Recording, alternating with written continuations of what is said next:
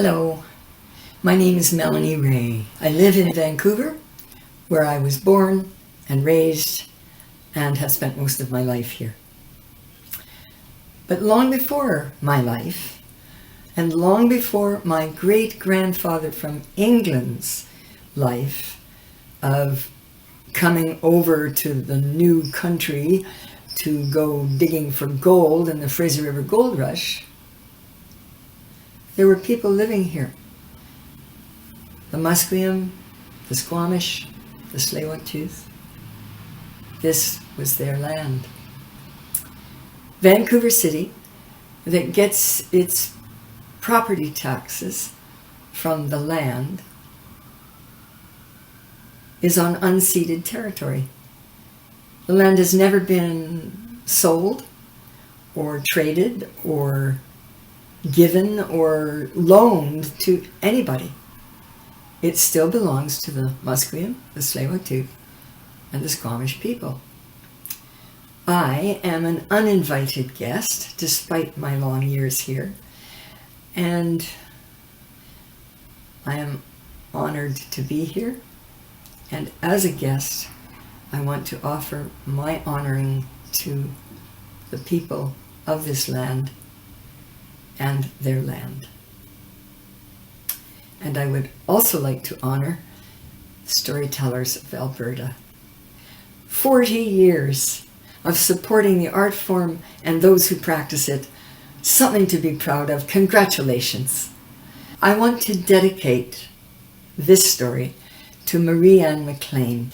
Marianne, I hope you're listening, because I want to personally thank you again for your telling of Deirdre of the Sorrows. I was staying with you and I didn't want to hear it, but I came because you were my host and I wasn't rude.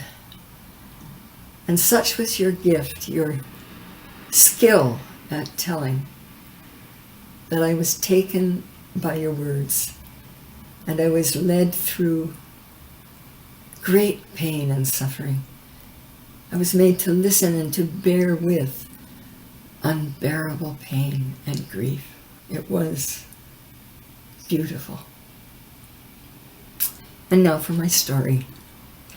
My Irish great-grandfather, I'm not sure what part of Ireland he came from, but this story comes from the northern part of Ireland. There were 3 fishermen used to like to go out to sea together, a man and his son, and an old fellow named Johnny. This was on Rathlin Island a long time ago. Now Johnny was old. He was long past being able to be useful on a boat. He couldn't row very well and he didn't have the strength to haul the fish in. But what Johnny didn't know about the sea, about the weather, about the fish, well, it wasn't worth knowing. So if he came to the man and his boy and said, could he come, they were always welcoming and they always had good luck when he was with them.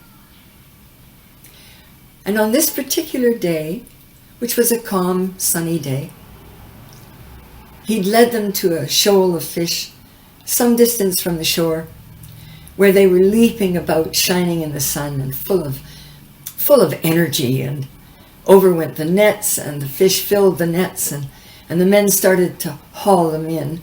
And in the meantime, old Johnny had fallen asleep at the stern of the boat. At one point, the boy, he looked up and over the stern of the boat out to sea, and he saw coming towards them a rogue wave. I've not seen one, but I know they can happen in the Pacific.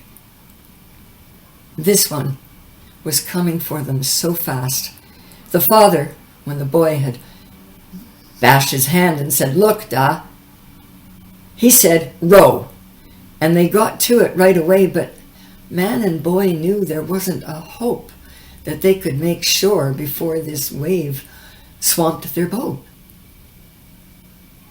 In all of this, old Johnny had woken up and He too looked out over the waves, and he too saw a glass green wall of water moving fast towards them. And he scrambled to his feet, and he pulled out a little knife, and he waited until he felt the wave lifting the stern of the boat, and then he threw that knife hard and fast into the wave. And everything went quite still. The wave trembled, but it was no longer advancing.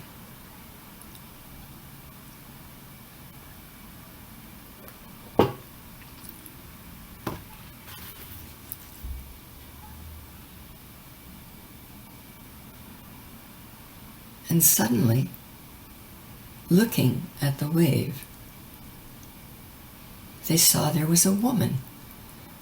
The boy had never seen a woman so beautiful, more beautiful than his mother. Oh, her hair was seaweed dark and curled down over her breast and around her long green gown. Her eyes were green, and there were depths of anger smoking in them. "Johnny," she said, "draw the knife." "That I will not do."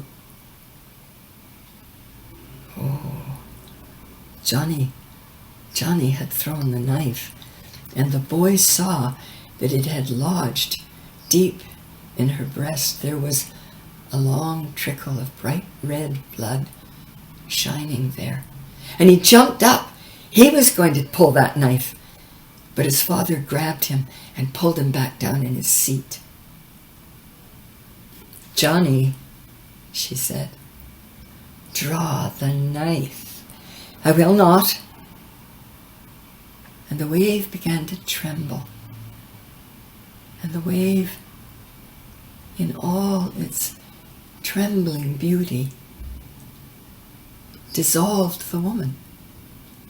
She was gone, and the wave split in two and ran down either side of the boat, and they were safe.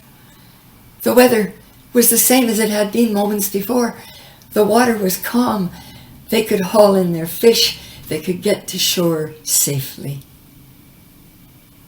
Now, Johnny paid a high price for saving their lives that day. He never went to sea again. And when the boy asked, he told him years later that, well, he said, you only get one chance to save your life at sea.